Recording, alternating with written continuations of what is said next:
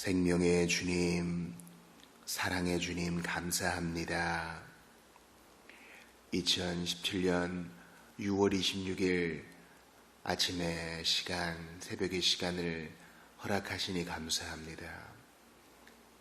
전날의 피로를 풀어주시고 기대함으로 아버지 앞에 나오게 하시니 감사합니다. 하나님, 사람은 상처를 주고 사람은 배반하고 사람은 거짓 행하였어도 우리 주님은 신실하고 늘 인자하게 대하시니 감사하고 감사할 뿐이옵나이다.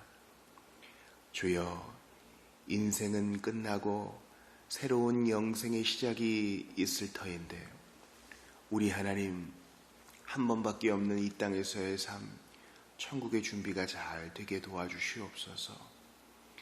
많은 고통과 많은 몸부림 속에서 우리 남아있는 자에게 큰 교훈을 주고 주님 품에 안긴 우리 김선규 형제님, 주께서 더욱 위로하여 주시고 하늘의 기쁨 맛보게 하시며 이 땅에 남아있는 저희들도 나그네 길을 정말 충실하게 노래하며 갈 수 있도록 도와주시옵소서. 이 아침에 레위기 말씀을 가르쳐 주시니 감사합니다. 말씀 붙들고 기도하며 정말 주님 앞에 눈물을 토해낼 때 하나님께서 우리의 기도에 응답하시고 생각지도 못한 놀라운 길을 열어주실 줄 믿습니다. 주여 함께하여 주시옵소서. 예수님 이름으로 기도합니다. 아멘. 하나님 말씀 레위기 3장입니다.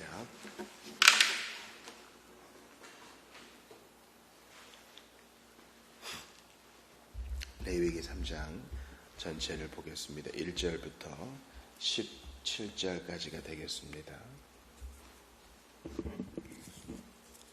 구약성경 레위기 강의 세 번째 시간입니다. 1절부터 봅니다. 사람이 만일 화목제의 제물을 예물로 드리되 소로 드리려면 수컷이나 암컷이나 흠 없는 것으로 여호와 앞에 드릴지니 그 예물의 머리에 안수하고 회막문에서 잡을 것이요 아론의 자손 제사장들은 그 피를 제단 사방에 뿌릴 것이며 그는 또 화목제의 제물 중에서 여호와께 화제를 드릴지니 곧 내장에 덮인 기름과 내장에 붙은 모든 기름과 두 콩팥과 그 위에 기름 곧 허리 쪽에 있는 간과 간에 덮인 거풀을 콩팥과 함께 떼어낼 것이요 아론의 자손은 그것을 제단 위에 불 위에 있는 나무 위에 번제물 위에서 살을 지니 이는 화제라 여호와께 향기로운 냄새니라. 만일 여호와께 예물로 드리는 화목제의 제물이 양이면 수컷이나 암컷이나 흠 없는 것으로 드릴지며 만일 그의 예물로 드리는 것이 어린 양이면 그것을 여호와 앞으로 끌어다가 그 예물의 머리에 안수하고 회막 앞에서 잡을 것이요 아론의 자손은 그 피를 제단 사방에 뿌릴 것이며 그는 그 화목제의 제물 중에서 여호와께 화제를 드릴지니 그 기름 곧 미골에서 밴 기름진 꼬리와 내장과 덮인 기름과 내장에 붙은 모든 기름과 두 콩팥과 그 위에 기름 곧 허리 쪽에 있는 것과 간에 덮인 거풀을 콩팥과 함께 떼어낼 것이요 제사장은 그것을 제단 위에서 불사를 지니 이는 화제로 여호와께 드리는 음식이니라. 만일 그의 예물이 염소면 그것을 여호와 앞으로 끌어다가 그것을 머리에 안수하고 회막 앞에서 잡을 것이요 아론의 자손은 그 피를 제단 사방에 뿌릴 것이며 그는 그 중에서 예물을 가져다가 여호와께 화제를 드릴지니 곧 내장에 덮인 기름과 내장에 붙은 모든 기름과 두 콩팥과 그 위에 기름 곧 허리 쪽에 있는 것과 간에 덮인 거풀을 콩팥과 함께 떼어낼 것이요 제사장은 그것을 제단 위에서 불사를 지니 이는 화제로 드리는 음식이요 향기로운 냄새라. 모든 기름은 여호와의 것이니라. 너희는 기름과 피를 먹지 말라. 이는 너희의 모든 초소에서 너희 대대로 지킬 영원한 규례니라. 아멘. 우리는 지난 시간에 레위기 2장 소제에 대해 보았습니다. 소제는 고운 가루로 드리는 예배였지요. 제사였습니다. 고운 가루가 되기 위해서는 찌어야 하죠. 찌은 곡식. 우리가 이 제사가 가리키는 바가 순환당하신 그리스도라고 배웠습니다. 그리고 마찬가지로 우리 자신도 정말 여러 가지 환난과 고난 가운데 주님이 예비해 놓으시고 준비해 놓으신 그 고난 가운데 잘 인격이 연마되어서 주께 향기로운 제사 드려야 한다. 산 예배 드려야 한다. 말씀을 드렸습니다. 또한 소재에는 누룩과 꿀을 넣지 말아야 합니다. 하나님께 예배할 때 어떠한 죄도 끼어들어서는 안 됩니다. 그래서 우리가 예배하면서 삼위일체 송을 드린 이후에 율법을 반포하고 그리고 회개 기도하는 이유가 여기 있습니다. 누룩과 꿀을 제하는 것이에요. 우리는 이러한 구체적인 예배 방법이 나에게 무슨 의미가 있는가 묻지 말고요. 그 이전에 이것이 가리키는 바가 무엇인가라고 스스로에게 물어보고 또 점검해보고 또 우리 선배들의 글과 특별히 주석을 참고해야 합니다. 주석은 목회자들만의 것이 아니요 성도들의 것이어야 합니다.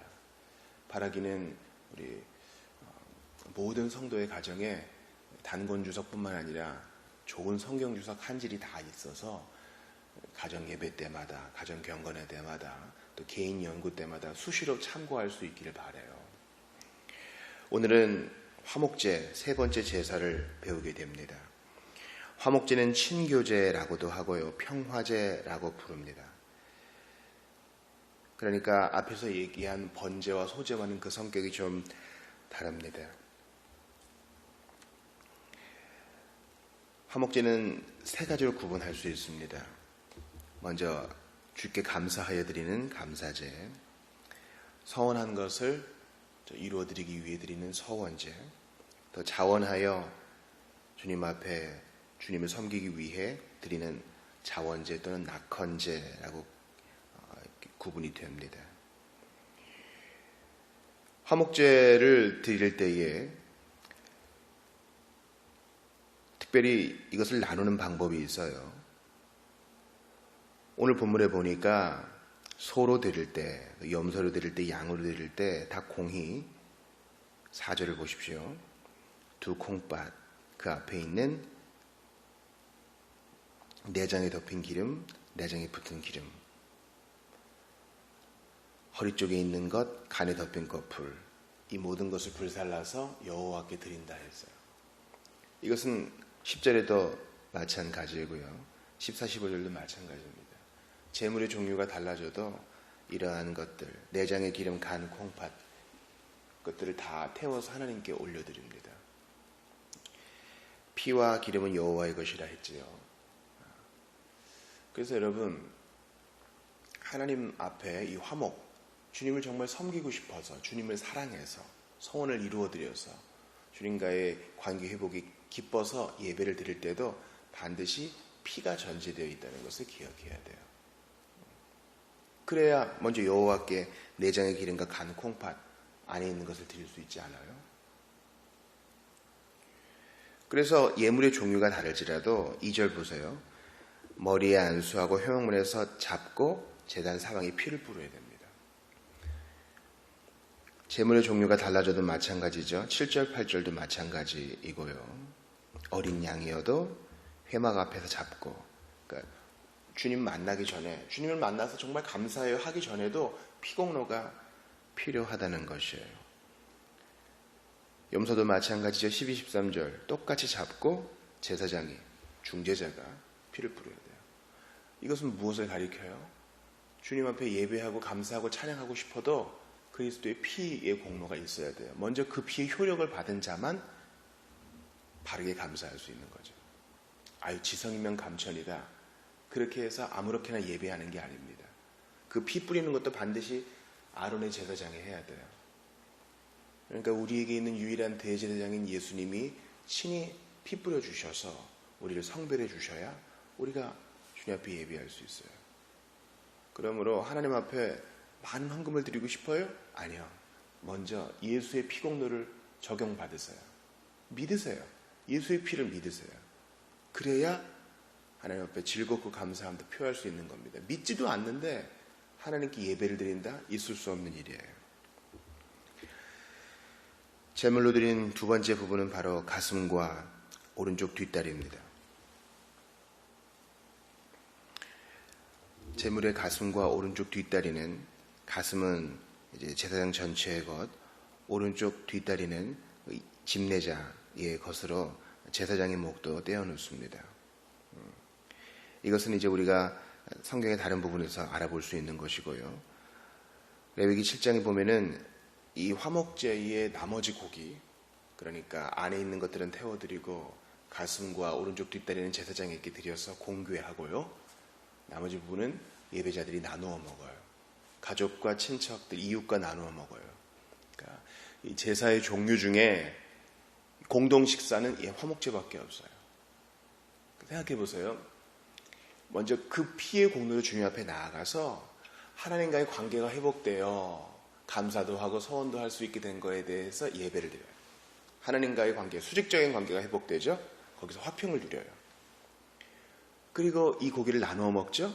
수평적인 관계에서도 화평을 누려요. 그러니까 우리 주님은 이 화목제를 반드시 하나님과의 관계에서도 누리고 사람과의 관계에서도 누리라고 우리에게 허락해 주십니다. 이렇게 나누어 먹는 고기, 하나님과의 교제, 백성과의 교제, 이것은 이제 공동 식사죠. 함께 나누어 먹으면서 주님과의 화목을 기뻐하고 함께 나누어 먹으면서 백성들과 화목된 것도 기뻐하고. 여러분, 화목하려면 사실 뭘 같이 먹어야 돼요. 빈속에 쓰린 배를 이제 끌어안으면서 당신과 나는 친구요 하는 것은 참 어렵습니다. 무비보셋이 다윗의 식사 자리에 함께 했다는 건 대단한 일이에요. 그런 것이죠. 나는 더 이상 너를 정치적 원수로 대하지 않고 나의 언약의 부산물, 즉 요나단과의 언약의 지킴으로 너를 사랑할 것이다. 너를 대우할 것이다. 너의 생명은 보존될 것이다. 그런 화목의 상징인 것입니다. 예수님이 우리의 화목제물 되세요. 이 소나 염소, 양이 상징하는 유일한 제물, 궁극적 제물은 바로 예수 그리스도이십니다. 그리스도의 피.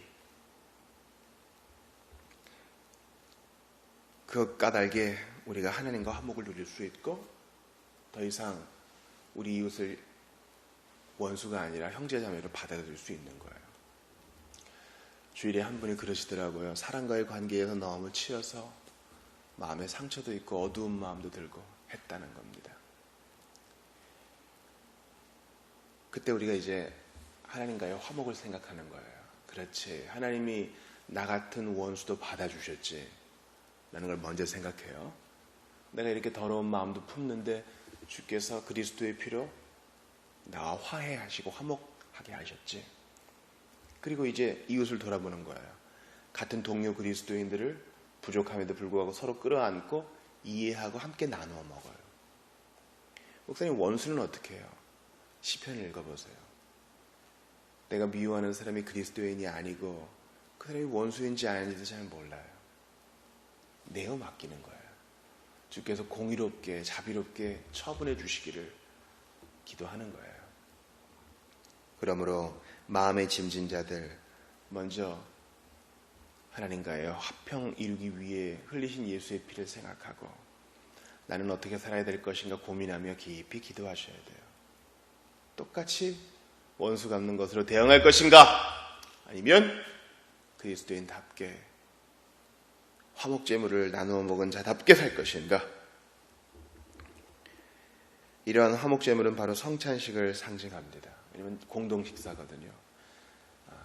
성찬 플러스 애찬까지 될 수 있겠죠. 우리 고대교회, 초대교회는 이것이 다 하나였습니다. 하나.